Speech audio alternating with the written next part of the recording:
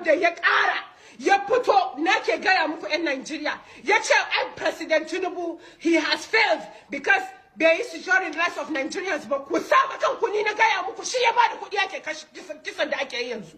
'Yan gura uba 'yan durin uwa mu ba akuyoyi ba ne. Ku samu abin da za ku yi campaign da shi ba da rayuwar talakawa ba. Ku samu abin da za ku yi campaign da shi ba wai ku sha wai minister he has failed ba ko chief of army staff has failed.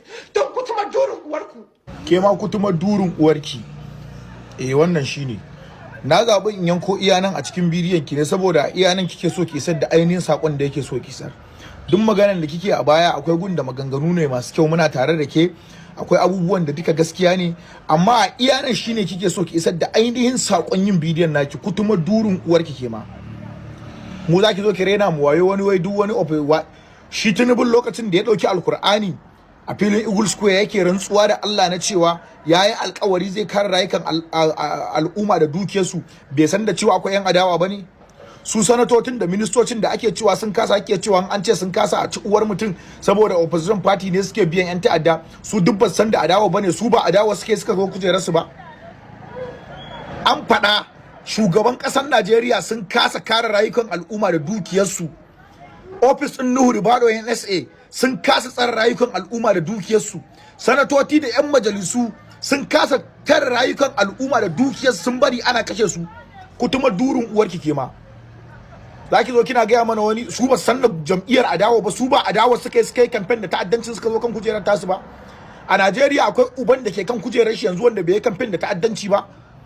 Dukkan su cewa suka yi sun yi alƙawarin idan suka zo za su tsaye da wannan kashe-kashen da ake yi, mutane suka zaɓe su sun kasa. Kuma kina maganan wai wasu ba za su fito su kalubalance su ba, wai duk wanda ya fito ya kalubalance su wai da sa hannun shi ake yi. Durin uwarki ke ma.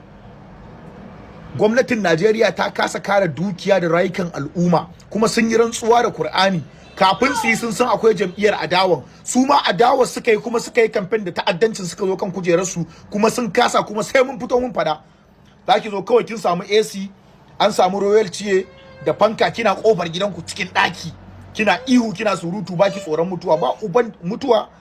Ke akwai bala'in da in kika gani ma in aka tambaye ki sunan ki ba sunan makwacin guda ki dinga kira ba. Kin zo kawai kin samu AC, kawai kin saita ring light ɗinki da filter, sai wani bambami kike kina diri. Ke akwai masifar da in kika gani in kika sha wata kwana bayan ɗauka caɓa ki kawo tsabar tafiya, kin zo kina wani cika mutane baki. Ki fito ki ce gwamnatin Najeriya ta kasa karar dukiya da rayukan al'umma, ana kashe al'umma, kuma dole a fito a musu adawa a ce sun kasa saboda abin ya musu zafi, su ji cewa bari su tashi su yi abin da ya kamata.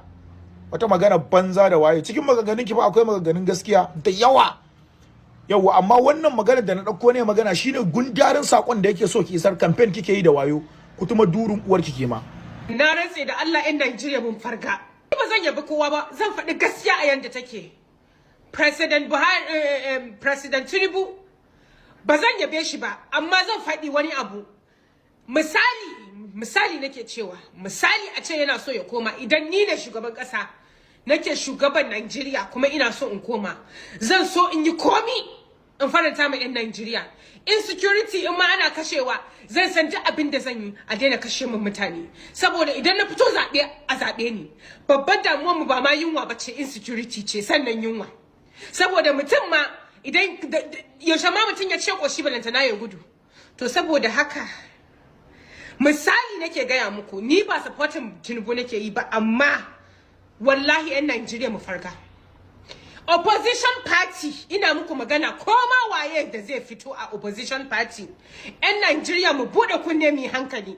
Duk dan kutumar uban da ya fito ya ce ai wannan gwamnatin has failed to protect us, Tinubu has failed, ku sa ma kanku shi ke sa ake kashe ku. Ku sa ma kanshi shi ya biya 'yan ta'adda a kashe ku saboda ya amfani da abin da zai yi campaign. Mu ba 'yan iska bane, mu ba akuyoyi bane, ko akuya ko rago ko shanu ya bi mu daraja. To na rantse duk dan bura uban da zai fito a kowane party yayi using wannan kashe-kashen da ake cewa a ce wai President Tinubu yayi failing, ni ba supporting shi nake ba, Allah ya tsine masa albarka. Kuma wallahi ko kai ne ko ba kai bane zamu ce kai ne, saboda 3 years ago 2 years ago ba a kisan da ake yi yanzu. duk ma wanda yake bayan wannan ta'addan yake kashe mutane, ni ba abin da ya dame ni da muna bayan koma waye wani shugaba muke bayan shi. Mu abin da muka sani 'yan Najeriya ake kashewa. In ma ana so a kashe ne a zo a ce minista baya aiki ko chief of army staff baya aiki ko sojoji ba sa aiki, Allah ya tsine wannan mutumin. Ku kuma 'yan ta'adda na san kuna ji, na rantse da Allah ba tsoron mutuwa nake ba, daga duniya sai lahira. Karuna ina yake da arzikinsa ina yake?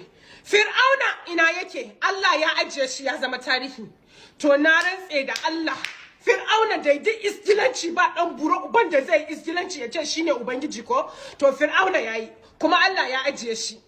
Allah ya ajiye shi ya zama muku wasiya ku tuna. Na rantse da Allah, in ma kun kai bidiyon nan ban ji tsoron mutuwa ba. Saboda na mutum ma har so biyu, zuciyata ta tsaya, an ce min na mutu, minti na ya fita da. Ban jin tsoron mutuwa, Allah nake jin tsoro. So duk dan buro uban da ya fasa kashe ni, Allah ya tsine masa albarka. Duk dan iska da ya fasa ya sa a kashe ni, Allah ya tsine masa albarka. Mutane suna barin Bauchi, suna takawa a kafa su shiga Gombe. Wani irin doron uwa ne wannan? Idan ba mu da ƙasar, me za mu zauna a Najeriya mu yi? Idan ba mu da zaman lafiya, me za mu zauna mu yi a Najeriya? Ana kashe mana talakawa, a kashe mana mata, a kashe mana iyaye, a kashe mana ƴan uwa.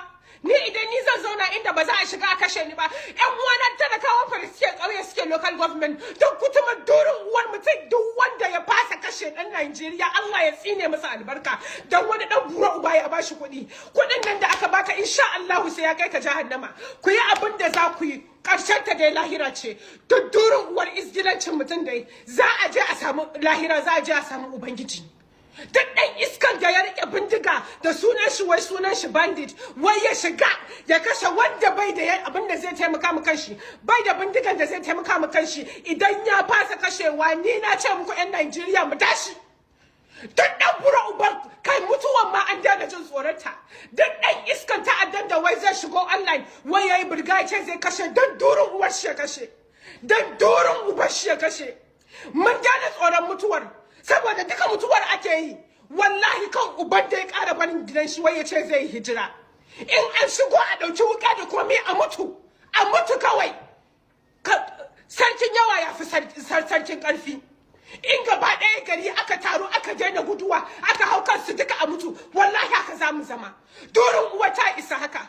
Kuma dan bura uban da ya ƙara ya fito, nake gaya muku 'yan Najeriya, ya ce President Tinubu, he has failed because bai yi securing rights of Nigerians ba. Ku sama kanku, ni na gaya muku, shi ya bada kuɗi ake kisan da ake yi yanzu.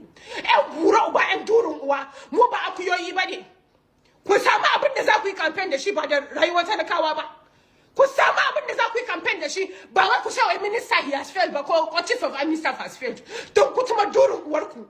Duk ɗan iskan da ya fito campaign 2027 ya ce a zaɓe shi zai samu zaman lafiya. Danna alamar kararrawa domin samun shirye-shiryen a koda yaushe. Saboda Tinubu bai yi ba ko minista bai ba, Allah ya tsine mishi albarka, Allah ya kashe mana shi ɗan buro uba ɗan iska.